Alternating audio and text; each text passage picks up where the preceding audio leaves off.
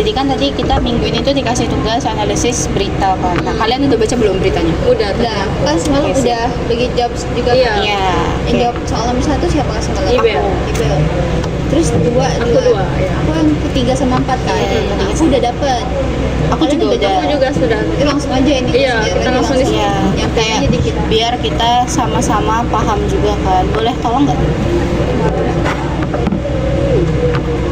Nah, jadi tuh langsung aja ya. Jadi kan soal yang pertama itu tuh analisis akar penyebab krisis dalam kasus kekerasan seksual di Panti Tangerang. Berarti nanti pas di videonya paling aku tambahin beritanya aja di awal. Iya. Nanti juga laporannya tolong edit sama aku Iya. nanti ya bikinnya. Nanti kita Nah, terus jadi berdasarkan yang udah aku baca tuh, jadi akar penyebab di seksual di panti ini itu tuh ada beberapa faktor. Nah, jadi yang pertama itu tuh ada penyalahgunaan kekuasaan. Jadi salah satu oknum di sana itu tuh kepala pantinya dan juga ada pengurus pantinya kan.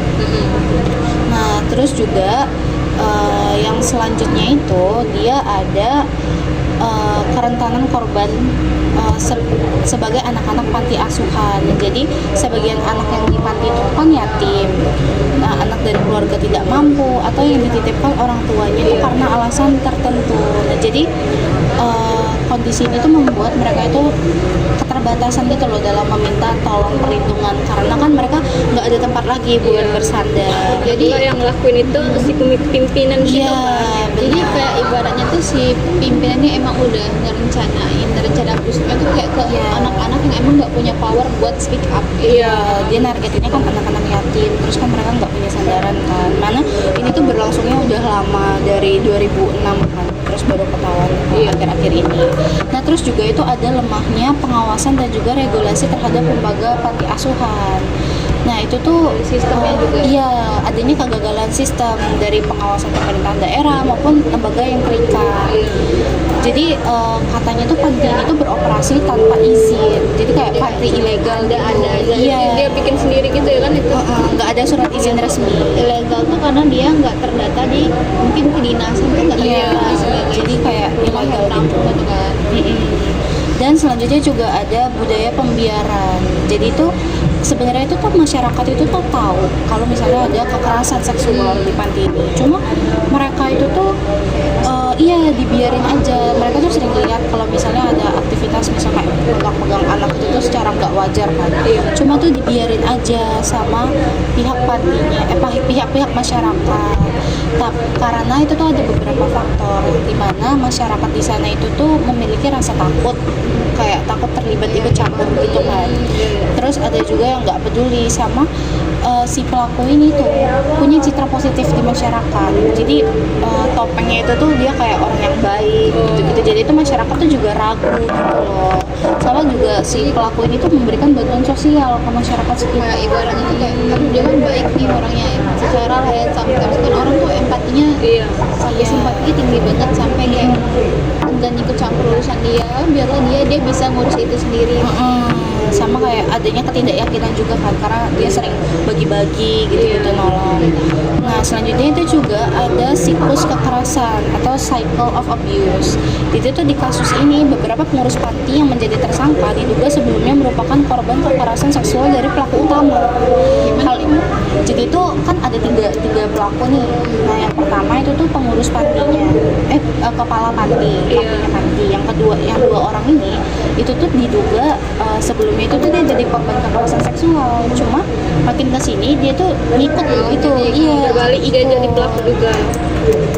Nah, jadi hal ini tuh menunjukkan kemungkinan adanya siklus kekerasan, yaitu ketika korban yang tidak mendapatkan pemulihan psikologisnya tadi, Jadi dia balik lagi ke sana. iya meniru perilaku yang Dia dapatkan. pelaku kekerasan seksual tadi kepada korban-korban yang lebih lemah. Iya. Itu aja sih dari aku nomor 1. Mungkin boleh dilanjutin nomor 2-nya. Langsung aja yang nomor 2. Jadi pertanyaan nomor 2 tadi itu dia berkaitan dengan faktor yang memungkinkan kekerasan seksual itu tuh bisa berlangsung selama itu. Kenapa? Nah, yang pertama itu kalau dari aku karena dia tuh tidak adanya izin resmi dari pemerintah ataupun badan pimpinan dari si pesantren itu kayak yang dijelasin Bel tadi. Jadi pemerintah tuh kurang memberi pengawasan sehingga pelecehan itu tuh dikatain berkembang. tadi ya. Terus yang kedua itu juga yang sama sih sebenarnya karena yang kata Ibel tadi, karena si pemimpin pesantren ini tuh dia punya citra baik, jadi kayak dianggap ya udahlah gitu kan oleh masyarakat. Jadi kayak pelecehan itu jadinya terus berlangsung karena dibiarkan terus. Jadi ada lagi Yang ketiganya ya sama sih sebenarnya, karena ada budaya pembiaran tadi dari lingkungan, terus juga keterbatasan korban untuk melapor. Itu aja sih. aja. Nah, jadi aku kan udah kirim kan di grup kan, cuma kirim paket. Tapi kayak kalau udah dibiarin bertahun-tahun sih masyarakat sekitarnya juga Harusnya jadi parah harusnya banget resah sih. sih. Iya. Kayak gitu ya. Jadi aku tuh ada yang bagian dampak. Jadi dampak psikologis pada korban itu pasti ada. Nah itu ada jangka pendek sama jangka panjang yang aku cari semalam. Kalau misalnya kekerasan seksual ke anak itu kan jelas ya, pasti ngaruh, itu bisa jadi trauma ke depannya Iya. kayak gimana. Nah terus juga kalau misalnya jangka pendeknya itu tuh kayak pasti saat itu dia bisa ngerasa takut, ngerasa cemas, sama yang aku bilang tadi trauma kan. Iya, trauma. Terus juga kayak itu kan berdampak ke perilakunya kan, dari pikiran, dari perilaku juga tuh mengaruh. Kayak misalnya dia jadi penyendiri kan, namanya dia mendam, apalagi tadi kayak anak-anak itu kan nggak ada power kan buat speak up, jadi kayak dia mikir oh itu bener atau enggak. Kalau Iya. misalnya dia nggak ada pendampingan khusus itu yang kayak ngasih paham kalau misalnya itu salah, itu bisa jadi hal terburuknya sama kayak yang saya bilang Ibel tadi. Sekarang dia jadi korban, tapi besok-besok dia bisa jadi pelaku Iya, juga. jadi pelaku. Nah itu berdampak di psikologisnya tadi ke jangka pendek. Namun bisa jadi jangka panjang karena itu tuh muncul perasaan tuh ketika korban merasa dirinya remaja dan terus beranjak dewasa. Dan juga kayak kalau misalnya dia gak dapat pemahaman tadi, selain dia bisa menjadi salah satu pelaku, dia juga bisa mengalami kayak depresi berat atau Iya. bahkan dia stres terhadap hal itu kan. Dan juga pastinya hubungan dia tuh di sosialnya bisa jelek. Kalau misal dia dari anak-anak aja dia udah menyendiri, itu terus berlanjut pas masa remaja sampai dewasa, itu tuh bisa buat sosialnya bener-bener kayak Iya. terpuruk. Kak. Dia Bisa jadi jadi tertutup juga. banget ya. Bisa jadi juga dia takut kan sama lawan jenis kan. Dan hal itu juga nggak nutup kemungkinan buat si korban ini melampiasi ke hal-hal yang lain, kayak alternatifnya nih, misal dia pakai obat-obatan atau kayak hal-hal yang lain yang buat melampiaskan emosional dia tuh ke arah itu, supaya dia nggak merasakan atau nggak mikirin tentang hal itu loh. Kan dia tadi pemahaman kurang kan, maksudnya pemahaman kalau misalnya itu perilaku salah dan dia tuh udah jadi korban gitu kan. Nah, tapi dalam beberapa kasus itu beberapa korban tuh bener memang ada yang nggak dapat penanganan khusus secara bertahap, jadinya dia berdampaknya pada masa remaja sampai dewasanya. Itu bisa dilihat di pelaku-pelaku yang dua tadi yang dibilang Ibel tadi kan. Nah, terus di sini ada dampak bagi masyarakat dan juga pihak-pihak yang mengetahui tapi mereka nggak mau Iya, ikut campur. membiarkan ya. Jadi kasus ini tuh nggak cuma sama korbannya tapi juga ke mereka. Nah, dampaknya itu apa? Pastinya nih, kalau mereka orang-orang yang waras, yang berpikir masih peduli sama sekitarnya, itu tuh pasti dia bakal merasa bersalah. Oh itu udah salah gitu kan.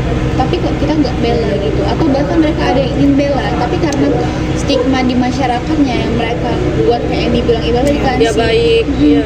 pelaku ini tuh sering bersedekah Iya. gitu kan, bondingnya bagus lah gitu lah, sehingga kayak masyarakat itu jadi sebagian tuh enggan buat ikut campur, jadi ragu gitu kan, buat ini mah bukan yang perlu ditangani kita, dia orang hebat,